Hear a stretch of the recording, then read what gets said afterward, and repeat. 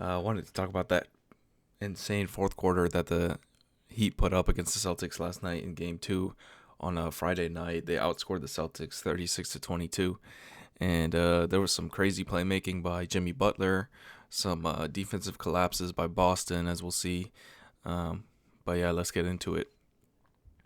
First off, we start with this, um, and they're down by 10, 11, or 11 going in that fourth. So obviously they had to outscore them by at least 10. So, and they did so, outscoring them by 14. So let's talk about this first play. Sideline out of bounds. Bam gets a screen from Robinson to get to Bam in that elbow action. Now the paint is clear. I thought Robert Williams had a kind of a poor defensive game in this one, but yeah, we'll see. But it's also, exaggerated by Bam's, effectiveness in the high post and the elbow passing and just making plays out of it. We saw this a lot in the Milwaukee series as well. When the paint was empty, it's obviously hard to contest in the paint. So yeah, Martin sets the screen for Duncan Robinson. Should probably just be a switch. I mean, it's Grant Williams and Jaylen Brown, not too different, not too dissimilar in terms of size and ability, especially contesting at the rim. So, and I don't think you want to be in this position when you're guarding the high post, because you don't even know when the pass is coming or where the post guy's looking. So he gets beat on the back door, and Caleb Martin gets a easy layup.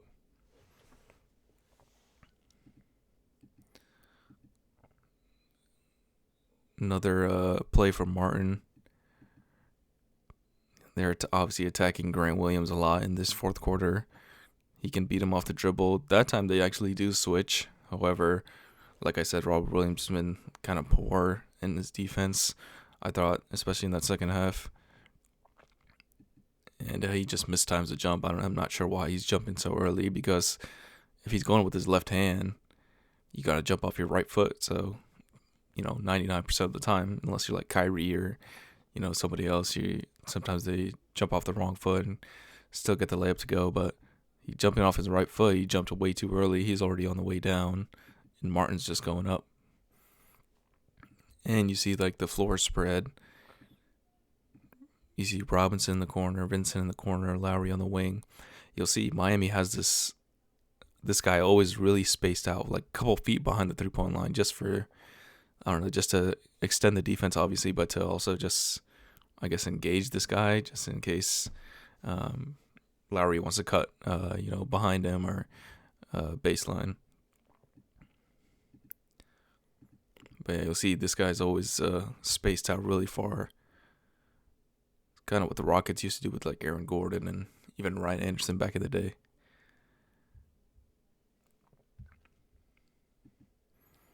This time they're pretty much running the same exact action on both sides.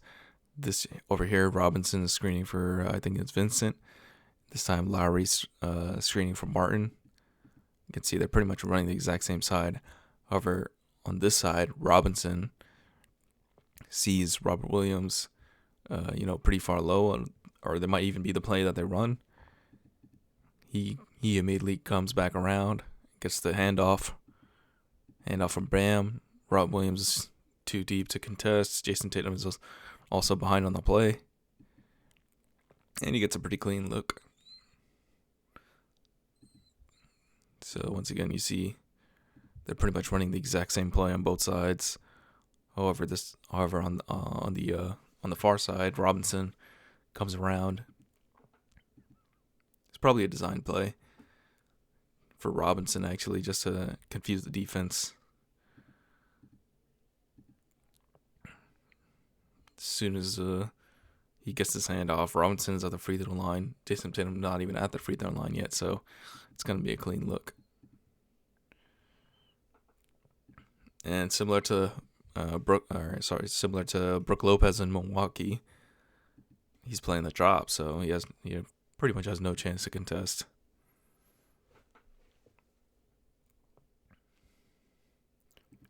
This time they ISO Bam in the post. They've liked this matchup because he's just quicker than him. Nice fake, little Jimmy Butler-esque fake in the post. He might have gotten away with the travel, but it's pretty hard to say that in real time. It's pretty close, but yeah. Just a nice strong move by Bam being aggressive. This time Bam in the high post again. Similar action to the one like 2 plays ago. Two guys on one side, 2 guys on the other. Can set screens for each other, or just run a dribble handoff. This time he kind of goes for the dribble handoff. Sees Derek White's pretty close, so he backs off. However, he sees Rob Williams is in drop again. Him knowing that Duncan Robinson is there probably should be an indicator that he wants to pull up for 3. So he sees that Bam sets a solid screen. He's still at the free throw line, and Robinson gets a clean pull-up jump shot.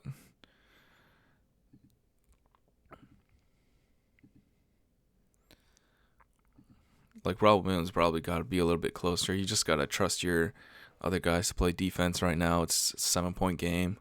You cannot let up that many threes. Smart play by Duncan Robinson, too, just backing off and just taking the screen. They're honestly just taking what the defense was giving them. And that's just a smart thing that Miami does. Like, if you want to guard Grant Williams on Jimmy Butler, go right ahead. We'll clear out the side. We'll put 4 guys on the opposite side, on the weak side. There's not even that much spacing. Horford's, Bam's in the dunker spot. Vincent's probably going to the corner.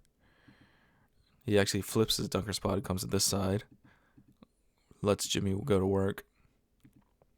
Just a nice fake. And he gets the foul. And then the jawing and the antics start. So yeah, it's pretty much just a clear side for Jimmy Butler. Let him cook. And I don't know if Grant Williams is smart in doing that. I don't know if you want to pump him up even more. He's already kind of a maniac so far in these playoffs. This time it's pretty much the exact same thing, except on the other side with all 4 guys on this side. Not really, a little bit of spacing this time with Martin in the corner, Vincent on the wing. However, like, Brogdon's in the same spot. Maybe he thinks Bam's gonna set the screen, so Martin can get it open in the corner, but like a pin screen, but he doesn't. He just lets Jimmy go to work. It's pretty much the exact same move. And last time we saw Jimmy go for the fake, however, this time he just goes straight into the jumper. So he's always using the defense against them, using their physicality against them. This time, similar type of thing. He looks like he's setting a screen for Vincent. He's setting a screen for Butler. Yeah, Butler sets a screen for Robinson. That should probably be a switch. Jaylen Brown can probably go straight to Butler. He's already getting caught on the screen anyways. Grant Williams has better position to just cover at the rim for Jaylen Brown. They don't switch. Paint is empty because Bam is on the high post or top of the key, and Robinson gets a backdoor layup.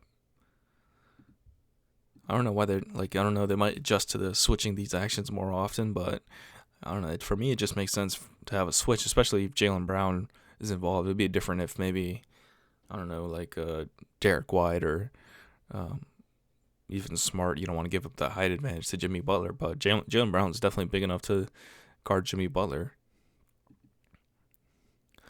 And the paint is wide open, obviously, because of Bam operating so high. So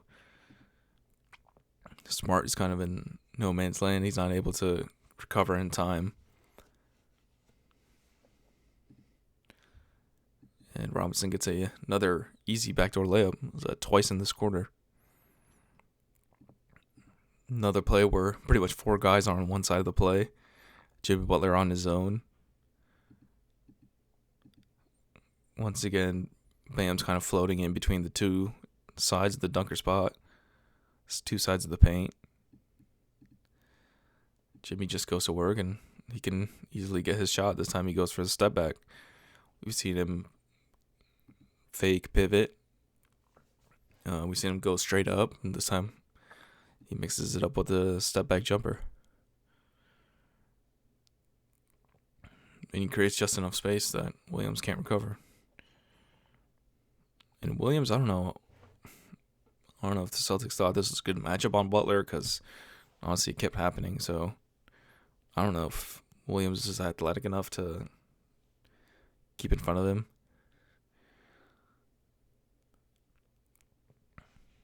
That's been Butler's pretty much almost his favorite spot in these playoffs. Just snake around to the to either wing. Gets a little shoulder and then gets a step back.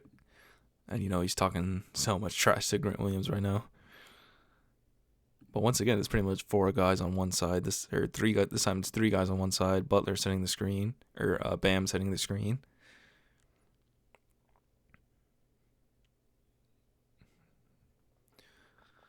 And Butler continues to cook, and he's saying he can't guard me. This time you want to put Brogdon on him. But once again, it's three guys on one side, pretty much letting Jimmy cook against his matchup.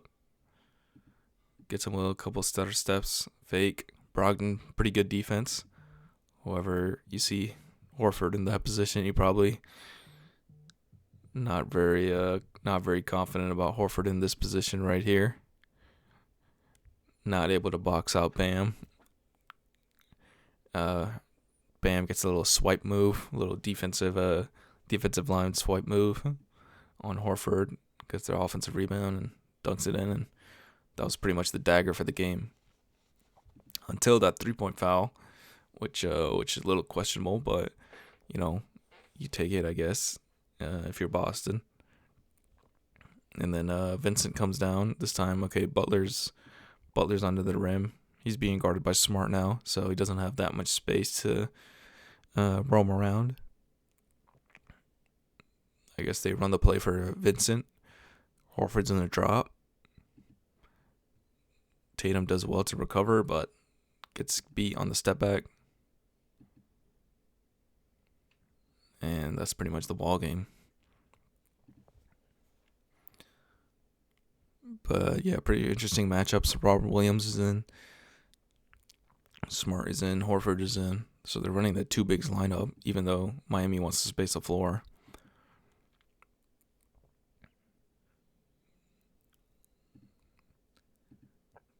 Simple screen by Bam. Bam should probably be rolling, but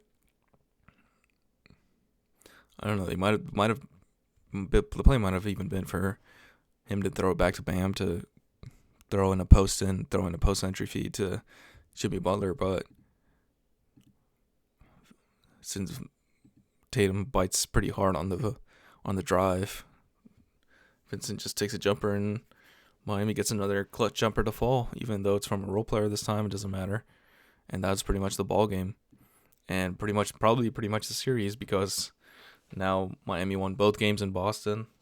Celtics have to win 4 out of 5 games, with 3 of them being in Miami. So obviously they flipped the home court advantage now. So yeah, tough series for Boston. I don't know. They definitely just need to lock in. They definitely have the talent. You've seen them go up by 10 in both games, I think, or 10 or 11 points in both games, but they just can't capitalize in the fourth quarter. But yeah, I'm looking forward to the rest of the series. I think obviously Miami definitely has a great advantage now to close it out, probably in 5 or 6 games. Even if Boston steals one in Miami, but yeah, we'll see. And I think Boston is the only team that has a losing record at home in the playoffs. I think Denver's actually undefeated, Lakers are undefeated, Heat are undefeated at home. So Boston has lost a lot of games at home. So that's gonna be the key difference between them and probably a finals appearance, potentially a championship. So yeah, we'll see. See you guys next time, and looking forward to it.